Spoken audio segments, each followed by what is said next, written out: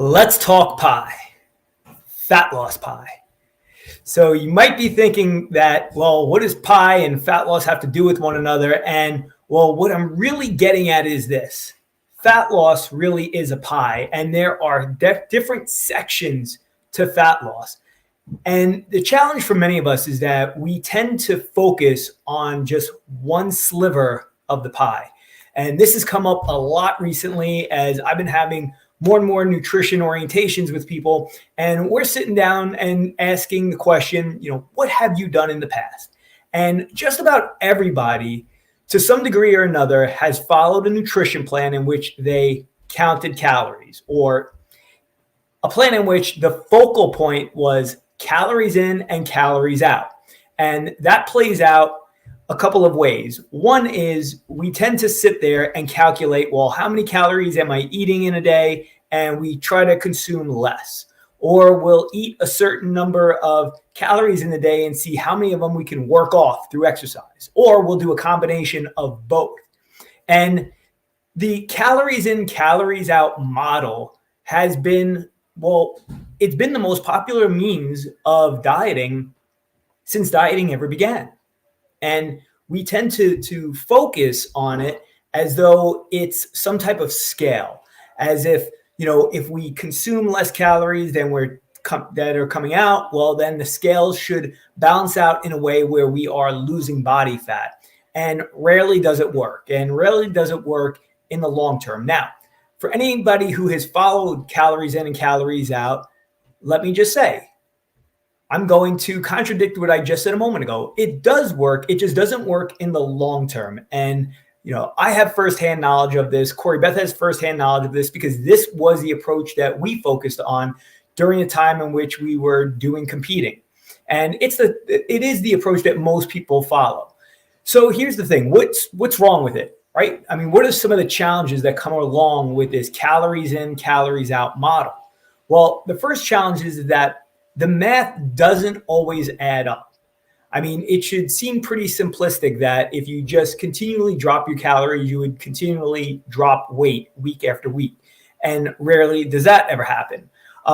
The other challenge with this is that not all calories are equal. What do I mean by that? Well, what I mean is if you took 500 calories of French fries and compared it to 500 calories of fish, let's say in this case, salmon, the way your body responds to those calories is completely opposite. And that's an important point because we can consume fewer calories, but if we're consuming fewer of the right calories, it can be detrimental to our body. We could also be consuming fewer calories, but still consuming them from the wrong place, and it has an exacerbated effect on how we respond, how we feel, and how much of those calories actually get eventually stored as fat versus how many would get used. So where our calories come from actually matters a lot. So this is why we don't want to get so hung up on calories in, calories out. And one other reason why we don't want to get hung up on it is because it's mentally draining. Let's just face it. If you have been a slave to your MyFitnessPal app, if you've been a slave to your nutrition journal or counting your points in Weight Watchers, then you know how mentally draining it is constantly having to check and see where you're at. I could bring you back to the days in which, I'd be halfway through my day and I'm looking at my calorie totals starting to add up and concerning myself with how much I'm going to have left over to enjoy dinner, or how close am I to going over. And we know that it's mentally draining to be in that process and to be fixated on the amount of food that you have to eat from the time that you wake up until the time you go to bed. And then you add to that the frustration of hitting your numbers and yet not seeing the scale move or not seeing the changes in your body that you would have expected to see. So mentally, the calories in, calories out model does not work for most of us. Or how about this? You know you're getting close to the end of the day, and you see the calories piling up, and you want to be able to consume more food. I mean, you're hungry. So what do? Let me go work out. Let me jump on the treadmill. Let me burn these calories so that I could just consume them later. And that's the challenge with this model, is that you can never, ever get ahead. It just never happens. For all the exercise you do, it's just way too easy to make up those calories. I mean, listen, you could go and do your 45 minutes of spinning and burn your 500 calories and then go eat, 5 or 6 Oreos, and you just replenished the majority of what you just took off. So one thing was an arduous 45 minutes. The other thing was moments of pleasure, and yet you're back to square one. So what's the point? Well, there is somewhat of a point, because we know that from doing calories in, calories out, that it does work. It's just not sustainable. So we know calories do play a role, but the type of calories you take in plays a bigger role. So it begs the question, what is a better approach? Well, the approach that we find to be most beneficial, the one that we have hung our hat on, is that of getting into hormonal balance. And that's a completely different approach, because in taking that approach, when you are in hormonal balance, which is a combination of the foods that you eat and how you structure your day, how you structure your eating. And by that, I do not mean eating every 2.5 to 3 hours, because if you think that's the way, that is also mentally draining and just, unfortunately, incorrect in the long run. So what I'm talking about, though, is how you structure your eating in a way in which you get a favorable hormonal effect. Now, if anybody caught the video that Corey Beth had posted up of me yesterday, it was from a conference in which I gave a presentation on insulin, specifically insulin resistance, and how that affects the way our body stores fat. And if you didn't catch it, I'm going to encourage you, go take a look at that video inside the Fitness and Nutrition group, because in it, I outline in under 4 minutes, right, exactly how it is that your body stores fat. And your body stores fat not because you are over consuming calories. It's because your body is operating out of a space of elevated insulin levels. So once you get your hormones into proper balance and you get your insulin levels lowered, here's what happens. You can consume a higher number of calories and your body will use those extra calories. Let me repeat that.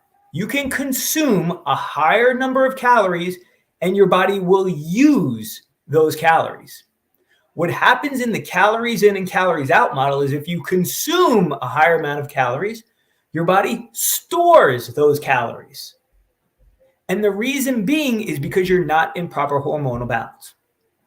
This is the challenge with things like Weight Watchers, because they'll say base everything on your point system, but in that point system, if there's room for a slice of pizza, and I'm not demonizing pizza, chances are I may even have a slice myself later.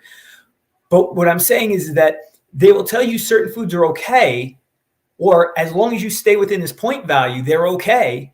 But then what inevitably winds up happening is you consume that food at a time or under a place of being out of hormonal balance. And even though your points might add up for the day, the majority of that food got stored as fat. Now, let me use the same example, pizza. You're in proper hormonal balance. You're operating at an optimal level. And now you consume that. Well, a larger portion of it is going to go towards your body's energetic needs. And then whatever your body doesn't actually require will then get stored as fat. So as long as it's something that you're not doing on an everyday basis, well, it's okay. No issue at all. I love pizza. But the point is that we have to get into this proper hormonal balance first. So the key here is to make sure that our diet is structured. And I really even hate to use the term diet, right? I mean, the first 3 letters, die, right? Nobody likes that. I prefer nutrition, right? I prefer a nutrition plan. And that nutrition plan should be based around consuming foods that keep you in proper hormonal balance. And then, as I already mentioned, structured to help heighten the effect. And when you do that, when you take that approach, now you have one in which you do not have to concern yourself with the amount of calories that you consume. You don't need to track how many calories that you're eating because it doesn't matter. Do I track my calories anymore? No. Does Corey Beth track them? No. Do the majority of our clients track them? No. There are cases in which people do, and it's because, listen, they still feel that from a psychological standpoint, it puts them in a better place. For other people, it's a source of stress, which I know for most people it is. But is there no value in calculating your calories? No, there is value for sure. There is value to just get a sense of how much I'm eating. How many calories might I be consuming on a regular basis? Having an idea of that is a good starting point, but it's not the entire pie. So calories in, calories out, it represents like a sliver, a small sliver of the pie that is fat loss. The other majority of that pie is based around being in proper hormonal balance so that your body knows how to use the calories that it is taking in. And when you do that, that is when you'll start finding success. So if you've been driving yourself nuts over the amount of calories that you've been consuming each day, it's time to walk away and take a different approach. If you're in our program, you're already moving in that direction and we're proud of you, or you've been using that for quite some time now and have been having continued success.